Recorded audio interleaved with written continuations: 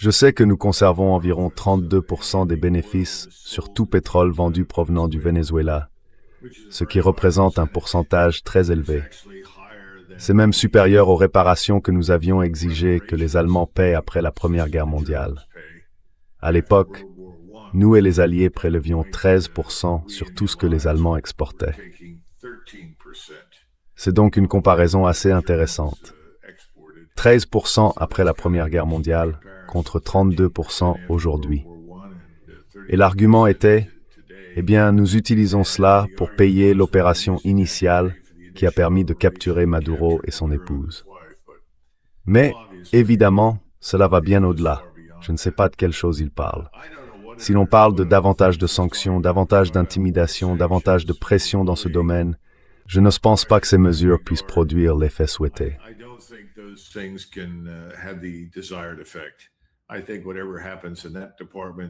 Je pense que, quoi qu'il se passe dans ce domaine, ce sera soit écarté d'un revers de la main, soit mis en échec. Et ce sera mis en échec avec l'aide d'autres pays qui s'alignent de plus en plus sur l'Iran. C'est l'une des choses dont je ne pense pas que nous prenions vraiment conscience. On commence à voir l'armement progressif, la militarisation de ce que j'appellerais l'alliance des BRICS.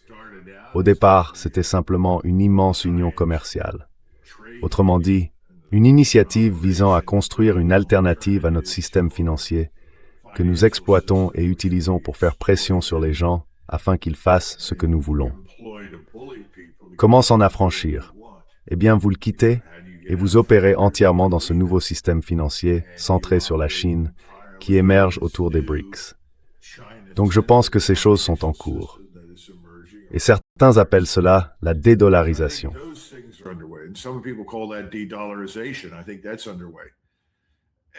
Je pense que c'est en cours. Ce que j'essaie de dire, c'est que nous nous sommes fait énormément de tort.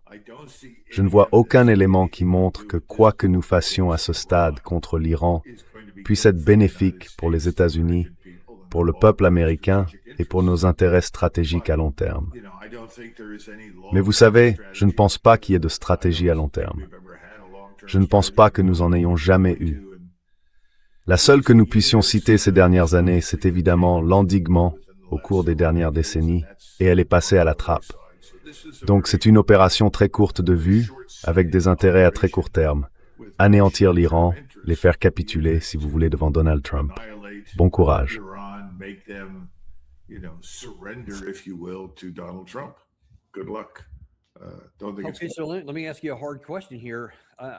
Permettez-moi de vous poser une question difficile. Encore une fois, si l'Iran prend l'initiative, s'il déclenche une séquence qui provoque une réponse des États-Unis, et s'il considère cela comme le fait de ne plus retenir ses coups, puis frappe toutes les cibles que vous avez mentionnées, ce qui, je ne vois pas comment cela pourrait avoir un autre effet, aurait un impact économique catastrophique, une récession majeure, même une dépression aux États-Unis. Cela nous causerait énormément de problèmes dans le monde entier. Quelle est la possibilité, ou peut-être vaut-il mieux parler des implications, que l'Iran fasse le calcul suivant? Écoutez, nous pouvons lancer une nouvelle phase qui entraînera certainement une réponse. Ils frapperont nos infrastructures pétrolières, ils frapperont notre secteur énergétique, et ce sera très très douloureux, avec des réparations qui prendront longtemps. Mais cela pourrait, au bout du compte, entraîner la défaite des États-Unis, et leurs objectifs à long terme pourraient être atteints. Est-ce un calcul qu'ils pourraient faire de manière rationnelle?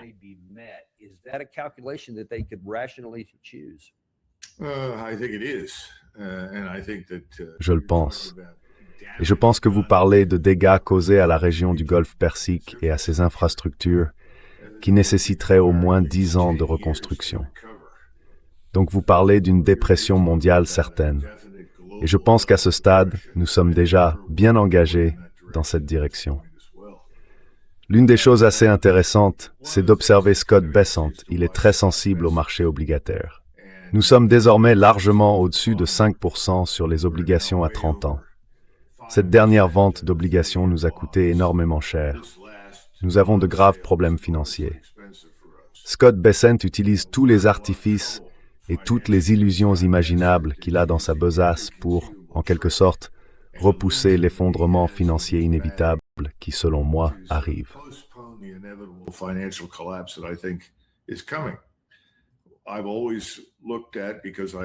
J'ai toujours considéré, parce que j'ai une grande confiance dans ce que disent Jeffrey Gundlach, Luke Gromen et d'autres, cette barrière des 5% sur l'obligation à 10 ans.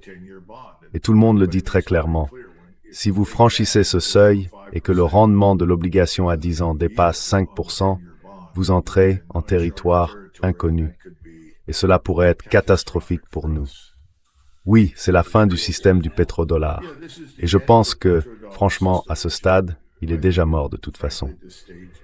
Ce système ne faisait que recycler les dollars du Golfe Persique vers les États-Unis. C'est terminé. On ne trouve plus personne qui veuille investir dans notre dette. Nous avons en quelque sorte repoussé un effondrement au Japon et ce faisant, nuit à l'euro parce que nous avons utilisé l'euro. Comme me l'a dit un banquier en Europe l'autre jour, qui essayons-nous de tromper? L'euro et le dollar, c'est la même chose. Tout est en dollars. J'ai répondu « Ah, d'accord ». Je pense que nous traversons actuellement une situation financière très fragile. Alors, laissez-moi vous poser cette question. Je ne sais pas lequel va céder en premier dans. Est-ce que ça casse d'abord ici chez nous sur le plan financier, ou est-ce que ça explose dans le Golfe, puis que ça casse ici sur le plan financier? Je ne sais pas.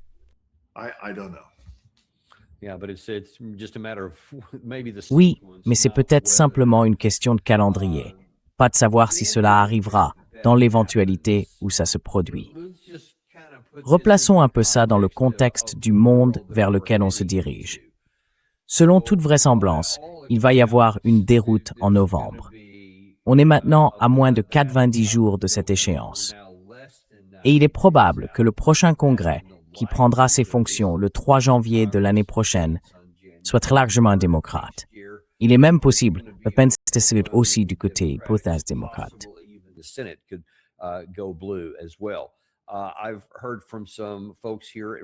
J'ai entendu certaines personnes ici, à Washington, qui prétendent savoir que les démocrates ont déjà un plan cohérent, enchaîné enquête sur enquête, probablement des procédures de destitution, peu importe, afin de paralyser complètement le président Trump et les républicains pendant les 2 prochaines années, à l'approche de 2028.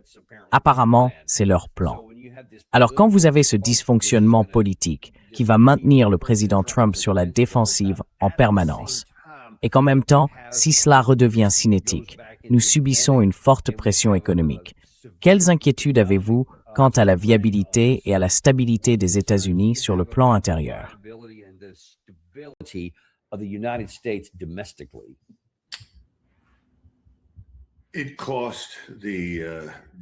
Il a fallu, selon les estimations, 37 millions de dollars à la structure de pouvoir sioniste juive aux États-Unis pour chasser Thomas Massie de ses fonctions.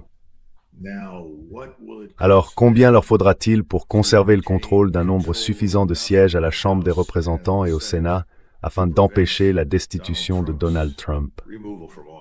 Je ne sais pas. Mais s'il faut 37 millions de dollars pour évincer un seul élu et qu'ils ont beaucoup d'argent, je veux dire, il y a des réserves d'argent qu'ils accumulent depuis longtemps. Et je parle de cette structure de pouvoir sioniste juive qui dispose de centaines de millions de dollars. Cet argent pourrait être utilisé dans le but d'empêcher la destitution de Donald Trump, afin qu'il puisse garder le contrôle du gouvernement des États-Unis. À ce stade, ils l'ont déjà, parce que nous savons que 80% de la Chambre et du Sénat sont de fait Paidri Federal Board, saskez-vous.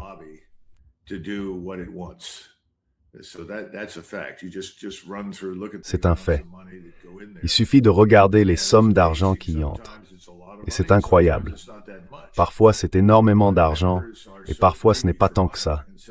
Mais les élus sont tellement avides d'argent et tellement désespérés de garder leur mandat qu'ils feront presque n'importe quoi pour le conserver.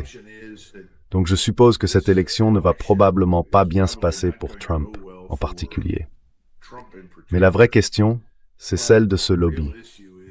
Peut-il garder le contrôle? Je pense qu'il a une chance d'y parvenir. Je ne l'écarterai pas encore. Évidemment, ça pourrait changer si le système financier s'effondre d'ici novembre, et ce n'est pas impossible. Je veux dire, si vous écoutez Ray Dalio et d'autres, ils vous diront que cela pourrait très facilement arriver. Alors, je ne sais pas.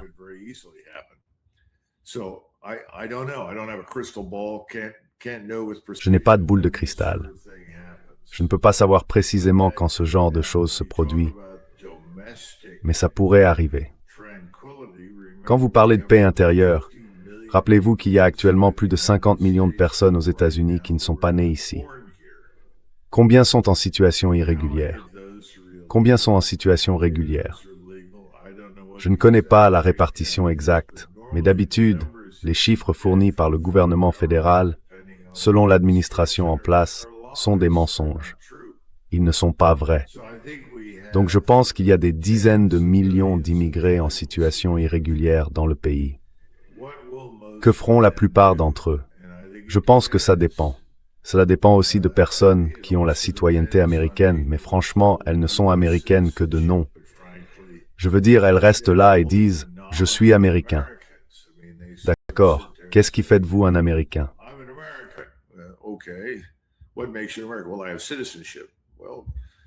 Eh bien, j'ai la citoyenneté. Du popcorn, des bonbons, la citoyenneté. Faites votre choix. Franchement, ce n'est pas si difficile à obtenir pour quelqu'un qui a de l'argent ou de l'influence. C'est plus difficile pour quelqu'un qui n'a ni l'un ni l'autre. Et beaucoup de gens ont travaillé très dur pour obtenir cette citoyenneté. C'est l'une des raisons pour lesquelles ils sont en colère contre l'immigration clandestine. Mais mon point, c'est qu'on ne sait pas comment beaucoup de groupes vont réagir. Certains groupes peuvent retourner d'où ils viennent, au moins jusqu'à ce que la situation ici se calme. D'autres groupes n'ont rien où retourner. Et puis il y a la question de l'état de droit.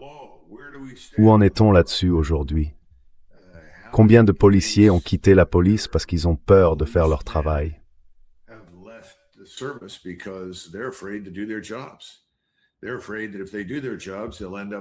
Ils ont peur que s'ils font leur travail, ils se retrouvent devant un juge.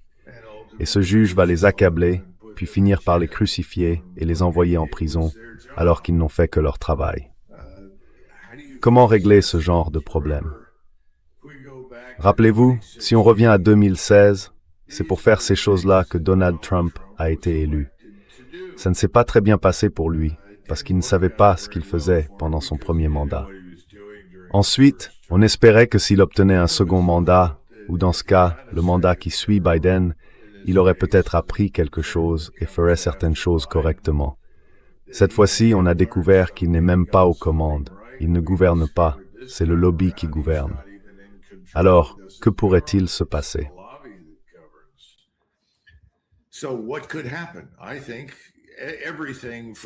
Je pense qu'on peut aller d'une véritable désintégration sociale, d'une désintégration de la société qui vire au chaos, à des troubles modérés dans toutes les grandes villes du pays. Parce que c'est dans les villes que se concentrent deux catégories de personnes.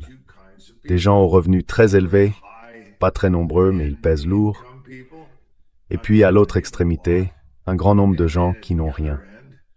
Et s'ils ne peuvent pas obtenir ce dont ils ont besoin pour survivre, alors qu'ils n'ont déjà rien, ils ont tendance à prendre des risques inconsidérés.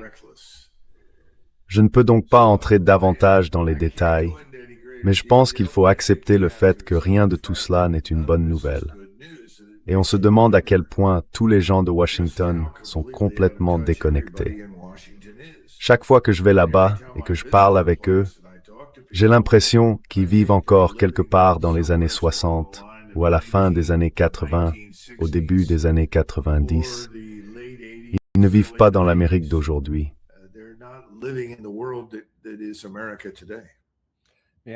Oui, c'est justement l'une des choses qui m'inquiète, parce que c'est l'inconnu. Mais si nous empruntons cette voie, cela va presque certainement mal tourner.